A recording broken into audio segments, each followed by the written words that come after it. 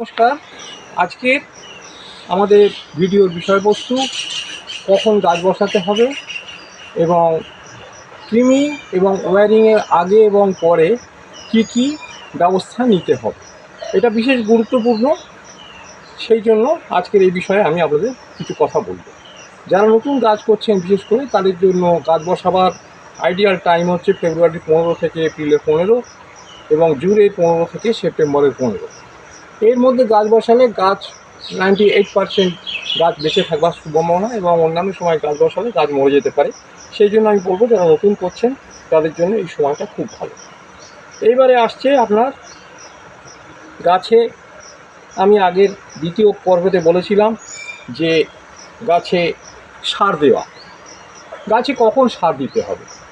গাছে সার দেওয়ার জন্য মোটামুটি প্রথম আমরা যে সারটা দিয়ে দিই গাছ বসাবার সময়, তাতে 6 মাস কোনো সার দেওয়া দরকার লাগে না। 6 মাস পর থেকে গাছ ট্রিমিং করার আগে, মানে গাছ ছাঁটাই করবার আগে এবং ওয়্যারিং করবার আগে গাছে কিছুটা সার দেওয়ার প্রয়োজন পড়ে। সেই সারটা কিভাবে দিতে হবে সেটা আমি এখন আপনাদের বলে দিচ্ছি। তার আগে আমি বলে দেবো যে দ্বিতীয় ভাগে আমি যেটা বলেছিলাম সেকেন্ড পার্টে, যে সুফলা 15-15-15, এখন এটা একটা ব্র্যান্ড নেম এবং এটা সব জায়গায় পাওয়া যায় না। সেই জন্য এই সুফলাটা যদি বাড়িতে নিজেরা তৈরি করতে হয়, যেখানে পাওয়া যায় না, সেটা কিভাবে তৈরি করবেন তাহলে সেটা আমি আপনাদের জানিয়ে দেবো। এর জন্য আপনাদের কিন্তু প্রত্যেককে জানতে হবে প্রথমে যে সুফলাটা কী দিয়ে তৈরি হয়। সুফলাটা হচ্ছে NPK, নাইট্রোজেন, ফসফেট এবং পটাশের সংমিশ্রণে তৈরি। 15-15-15 মানে 15% ইচ। তাহলে আমাদের জানতে হবে 1 কেজি নাইট্রোজেন বা 1 কেজি ফসফেট বা 1 কেজি পটাশ পেতে আমাদের কতখানি সার দিতে হবে। আমরা সাধারণত জানি নাইট্রোজেন ইউরিয়া থেকে পাওয়া যায়। ইউরিয়াতে 45%, 46% খাদ্যপ্রাণ থাকে। তার মানে 1 কেজি ইউরিয়া থেকে আমরা 45 বা 46% মাত্র খাবার পাই। 45 বা 46, 450 গ্রাম বা 460 গ্রাম। সুতরাং আমাকে যদি 15% নিতে হয় তাহলে আমাকে কীভাবে এটাকে প্রপোর্শনেট করতে হবে না, 1 কিলো নাইট্রোজেন পেতে আমাকে 2 কিলো 200 গ্রাম ইউরিয়া ব্যবহার করতে হবে। 2 কিলো 200 গ্রাম ইউরিয়া ব্যবহার করলে আমি 1 কিলো নাইট্রোজেন খুব পাবো। তাহলে 1 গ্রাম নাইট্রোজেন পেতে আমাকে দিতে হচ্ছে 2.2 গ্রাম। 2.2 গ্রাম ইউরিয়া দিলে আমি 1 গ্রাম নাইট্রোজেন পাবো। সেই হিসাব করে 15% আমার আসছে 33 গ্রাম। তার মানে 33 গ্রাম দিলে আমি 15% নাইট্রোজেন পাবো। এবারে আসছে আপনার ফসফেট। ফসফেটটা আমরা কী থেকে পাই? ফসফেটটা আমরা পাই ট্রিপল সুপার ফসফেট এবং সিঙ্গেল সুপার ফসফেট। আরও রক ফসফেট অন্য কিছু আছে, কিন্তু সাধারণভাবে আমরা ট্রিপল সুপার ফসফেট থেকে ভালো বেশি পাই এবং সিঙ্গেল সুপার ফসফেট থেকে কম পাই। ট্রিপল সুপার ফসফেট থেকে 2.20 কেজি থেকে 1 কেজি ফসফেট পাওয়া যায় নাইট্রোজেনের মতো। সেখানে 33 গ্রাম দিলেই আমি 15% সুপার ফসফেট পাচ্ছি। তা 33 গ্রাম নাইট্রোজেন, 33 গ্রাম সুপার ফসফেট। আর যদি আমি সিঙ্গেল সুপার ফসফেট দিই, সেখানে সিঙ্গেল সুপার ফসফেটে 4.25 কেজিতে আমি 1 কেজি সুপার ফসফেট পাই। সুতরাং সেখানে পরিমাণটা অনেক বাড়াতে হবে। আর মিউরেট অফ পটাশ থেকে আমরা পটাশ পাই। সেই পটাশের 15% কীভাবে আমি করবো? 1.660 মানে 1 কেজি 660 গ্রাম পটাশ থেকে আমি 1 কেজি পটাশ পাই খাদ্যপ্রাণ। তাহলে 1.660 15% হচ্ছে 23-24 গ্রাম। তাহলে 15-15-15 নিউট্রিজেন আমি যদি করি তাহলে আমাকে 33 গ্রাম ইউরিয়া, 33 গ্রাম ট্রিপল সুপার ফসফেট এবং 23 বা 24 গ্রাম মিউরেট অফ পটাশ মিশিয়ে যে খাবারটা তৈরি হবে, সেইটাকে সুন্দরভাবে মিশিয়ে আমাকে একটা এয়ারটাইট বক্সে রেখে দিতে হবে এবং গাছ ট্রিমিং করবার 1 সপ্তাহ আগে, কম করে ছাঁটাই করবার 1 সপ্তাহ আগে শুকনো মাটিতে চায়ের চামচের 4 ভাগের 1 ভাগ গাছ পিছু দিতে হবে 6 মাস পরে। 6 মাসের মধ্যে কিন্তু নয়, 6 মাসের পরে যখন আমি ট্রিমিং করব দিতে হবে। দেওয়ার পরে গাছে জল টল দিয়ে রেখে দিতে হবে এবং তার 1 সপ্তাহ পর থেকে ট্রিমিং বা ওয়্যারিং করতে হবে। এইবারে ট্রিমিং করবার আগে আরও একটা হচ্ছে যে ট্রিমিং করবার আগে এবং ওয়্যারিং করবার আগে গাছে ভালো করে জল দিয়ে নিতে হবে অন্তত 2 ঘন্টা বা 3 ঘন্টা আগে। কারণ গাছের ডাল, মাটি শুকনো হলে গাছের ডাল শক্ত হয়ে যায়। আর মাটি ভিজে থাকলে গাছের ডাল নরম হয়ে থাকে, তখন জল দিয়ে নিলে গাছের ডালটা নরম হয়ে যায় এবং সহজে ট্রিমিং বা ওয়্যারিং করা যায়। এবারে আমাকে দেখে নিতে হবে গাছটায় যেন কোনো অসুস্থ না থাকে, কারণ অসুস্থ গাছে যদি ট্রিমিং বা ওয়্যারিং করা হয় তাহলে গাছটা মরে যেতে পারে।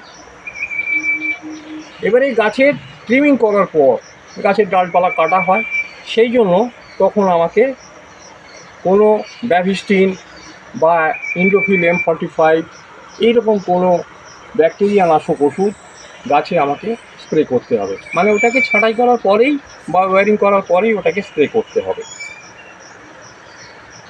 তবে একটা জিনিস মনে রাখতে হবে, ট্রিমিং এবং ওয়্যারিং দুটো একসঙ্গে না করাই ভালো। ট্রিমিং এবং ওয়্যারিং দুটো একসঙ্গে করলে গাছটা মারা যেতে পারে। এরপরে আসছি আমরা কি না ডরম্যান্ট সিজন। ডরম্যান্ট সিজন আমরা কাকে বলছি? ডরম্যান্ট সিজন হচ্ছে গাছের ঘুমন্ত সময়। আমরা জানি সমস্ত পেরিন বড় গাছ শীতকালে ঘুমোয়, মানে শীতকালে তার কোনো গ্রোথ হয় না। সেই জন্য শীতকালে কোনো ওয়্যারিং বা ট্রিমিং বা অন্য কিছু করা, গাছ বসানো সেটা উচিত নয়। তার কারণ হচ্ছে কি, গাছ যখন ঘুমন্ত অবস্থায় থাকে তখন তাকে ছাঁটাই করা হয় বা তাকে ওয়্যারিং করা হয়, তাহলে সেই গাছের মরে যাওয়ার চান্স থাকে। সেই জন্য আমরা গ্রোয়িং পিরিয়ড, যখন গ্রোয়িং পিরিয়ড ফেব্রুয়ারি থেকে শুরু হয় গ্রোয়িং পিরিয়ডটা সাধারণত, সেই গ্রোয়িং পিরিয়ডে আমরা ট্রিমিং বা ওয়্যারিং করার কথা বলি, তাতে গাছ মরে যাওয়ার চান্সটা থাকে না। এই গাছটা এই দেখুন, আমি এটা 15 দিন আগে মাত্র ট্রিমিং করেছি, এখন আবার নতুন করে আমাকে ট্রিমিং করতে হচ্ছে। এই ট্রিমিংগুলো আপনাদের আমি আগেও দেখিয়েছি, এখনও দেখাচ্ছি। তা ট্রিমিংয়ের এই পদ্ধতিগুলো মেনে চলতে হবে বা ওয়্যারিংয়ের এই পদ্ধতিগুলো মেনে চলতে হবে, তবে যদি ভালো। আর অনেকে বলেন যে গাছ প্রথমে খুব মোটা করে নাও, খুব মোটা করে নিয়ে তারপরে ট্রিমিং করো বা ওয়্যারিং করো, কিন্তু আমি এদের সঙ্গে একমত নই। আমার ব্যক্তিগত অভিজ্ঞতা হচ্ছে যে গাছ ছোট অবস্থাতেই ট্রিমিং বা ওয়্যারিং করা শুরু করা উচিত। তার কারণ গাছের ডাল যদি খুব শক্ত হয়ে যায় তখন সেই গাছের ডালকে আর বেন্ড করা যায় না, বা বেন্ড করতে 6 মাস, 1 বছর, 2 বছর, 3 বছর পর্যন্ত ওয়্যারিং বা ট্রিমিং করতে হয়। কিন্তু গাছ যদি খুব ছোট বয়স থেকে তাকে শেপ দেওয়া হয় তাহলে সেই শেপটা পারফেক্ট হয় এবং খুব অল্প দিনের মধ্যে গাছ শেপ নিয়ে নেয়। একটা গাছ খুব কচি অবস্থায় যদি তাকে ওয়্যারিং করা হয়, মানে কচি অবস্থায় মানে 6 মাস, 1 বছর বয়সে, তাহলে সেই গাছটা 4 সপ্তাহ থেকে 6 সপ্তাহের মধ্যে সেই গাছটা শেপ নিয়ে নেয়। কিন্তু একটা খুব পুরানো গাছ, খুব মোটা হয়ে গেছে, এবং দ্বিতীয় গাছ কথা হচ্ছে যে খুব ছোট বয়সে গাছ যদি আমরা 6 মাস, 1 বছর, 2 বছরের গাছ যদি আমরা ট্রিমিং করি বা ওয়্যারিং করি, সেখানে সুবিধা হচ্ছে কি যে সরু ওয়্যার দিয়ে বা অল্প আয়াসে সেই তারগুলো, সেই গাছের ডালটা বেঁকানো যায়। কিন্তু খুব গাছের ডাল মোটা হয়ে গেলে তখন সেইটাকে ওয়্যারিং করা খুব কষ্টকর হয়ে যায়। তার কারণ তখন অনেক মোটা তার লাগে এবং সবসময় সেইটা 6 মাস, 1 বছর ওয়্যারিং করে রাখলে গাছের স্বাস্থ্য খারাপ হয়ে যায়। সেই জন্য আমাদের হচ্ছে কি যে যখন আমরা ওয়্যারিং করব, সেই ওয়্যারিংটা 4 থেকে 6 সপ্তাহ বেশি সেই ওয়্যারিংটা রাখা যাবে না। 6 সপ্তাহের মধ্যে সেই ওয়্যারিংটা খুলে দিতে হবে, এবং খুলে দেওয়ার পর যদি সেই গাছটা শেপে না আসে তাহলে সেই গাছটাকে আবার নতুন করে 1 মাস পরে বা 3 সপ্তাহ পরে সেই গাছটাকে নতুন করে ওয়্যারিং দিতে হবে। এই গাছটা খুব ছোট বয়সেই দেখুন কিভাবে শেপে এসে গেছে। সেই জন্যই আমি আপনাদের হচ্ছে যে আপনারা ছোট বয়সে গাছ ট্রিমিং বা ওয়্যারিং শুরু করা উচিত। তাতে গাছের শেপটা খুব মনোমতো করা যায় এবং গাছের গ্রোথটা খুব ভালো হয়। দ্বিতীয় কথা, গাছের উচ্চতা সেটা মেনটেন করা যায়। বনসাইয়ের ক্ষেত্রে উচ্চতা কিন্তু একটা খুব গুরুত্বপূর্ণ বিষয়। এটা বিশেষ করে যারা শোয়ের জন্য বা প্রদর্শনীর জন্য যারা গাছ করবেন তাদের ক্ষেত্রে উচ্চতাটা একটা বিশেষ গুরুত্বপূর্ণ বিষয়, কারণ কোনো কম্পিটিশানে বা কোনো প্রতিযোগিতায় সেখানে 24 ইঞ্চির বেশি গাছ কিন্তু অ্যালাউ করা হয় না। এইটা সবসময় মনে রেখে, এবং গাছের সৌন্দর্য, আজকের এই গাছটাই যদি আমার 3 ফুট লম্বা হতো, এই তেঁতুল গাছ, এটা একটা তেঁতুল গাছ, এটা দেখুন, এটা যদি তেঁতুল গাছটা 3 ফুট উঁচু হয় তাহলে কিন্তু এই গাছের আর সৌন্দর্যটা থাকে না। সেই জন্যেই গাছের স্টাইল এবং শেপ দুটো মেনটেন করে এবং উচ্চতাটা মেনটেন করতে হয়। এরপরে হচ্ছে কি, যে তার মানে ডরমেন্ট সিজনে আমরা কোনো রকম ছাঁটাই বা ওয়্যারিং করতে পারছি না। এরপরে আসছে কি, যে কোনো গাছ বেন্ড করতে গেলে বা ওয়্যারিং করতে গেলে একবারে 100% বেন্ড করা যাবে না বা সমান করা যাবে না। একবারে যদি আমি 100% ওয়্যারিং করতে যাই, মানে গাছটাকে দেখাতে যাই, তাহলে সেই গাছটা মরে যেতে পারে। সেই জন্য আমরা করবো কি, যে একবার প্রথমবারে আমি হয়তো 25% বেন্ড করলাম, 25% বেন্ড করার পরে সেই গাছটা 6 সপ্তাহ পরে 25% বেন্ড হলো, তখন 6 সপ্তাহ পরে আবার 1 মাস ছেড়ে দিয়ে আবার তখন তাকে 50% বেন্ড করব, এবং সেই 50% বেন্ড হয়ে যাওয়ার পর আরও যদি বেন্ড করার প্রয়োজন হয় তখন আমি আবার 1 মাস পরে আবার তাকে আমি ওয়্যারিং করব। এই করলে 2 মাস 3 মাসের, মানে 2-3 বার ওয়্যারিং করার মধ্যেই এই গাছ সম্পূর্ণভাবে 100 ভাগই বেন্ড হয়ে যাবে বা স্ট্রেট হয়ে যাবে, মানে আমার শেপে এসে যাবে। এইটা হচ্ছে ওয়্যারিংয়ের মানে নিয়মই বলা যায়, কারণ একবারে কোনো কিছু করতে গেলে গাছটা ভেঙে যেতে পারে বা নষ্ট হয়ে যেতে পারে।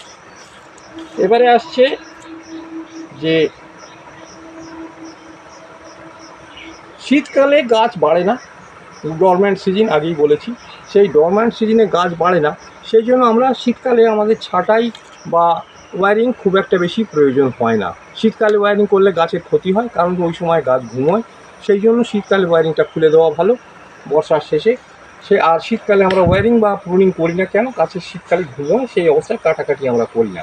কিন্তু বর্ষাকালে এবং গ্রীষ্মকালে ফেব্রুয়ারির পর থেকে গাছ খুব ঘন ঘন বাড়তে শুরু করে, সেই জন্য আমরা ফেব্রুয়ারি থেকে আর সেপ্টেম্বর অক্টোবর পর্যন্ত আমাদের খুব ঘন ঘন, বিশেষ করে ছোট গাছকে খুব ঘন ঘন প্রুনিং করতে হয়। এইটাই হচ্ছে আমাদের বনসাইয়ের টেকনিক। আর আমি আপনাদের সার দেওয়ার কথাটা বলে দিলাম। সার দেওয়াটা আবার আমি বলছি, আপনারা সারটা আশা করি নিশ্চয়ই আপনারা বুঝতে পেরেছেন। এই সারটা প্রত্যেকবারে ওয়্যারিং করার আগে গাছটা একটা গ্রোথের দরকার হয়, বা ছাঁটাই করবার আগে গাছের একটা গ্রোথের দরকার হয়, সেই জন্য সারটা দেবেন ছোট গাছে, মানে 1-2 বছর গাছের বয়স যেটা হয়েছে সেখানে 4 চামচের 4 ভাগের 1 ভাগ।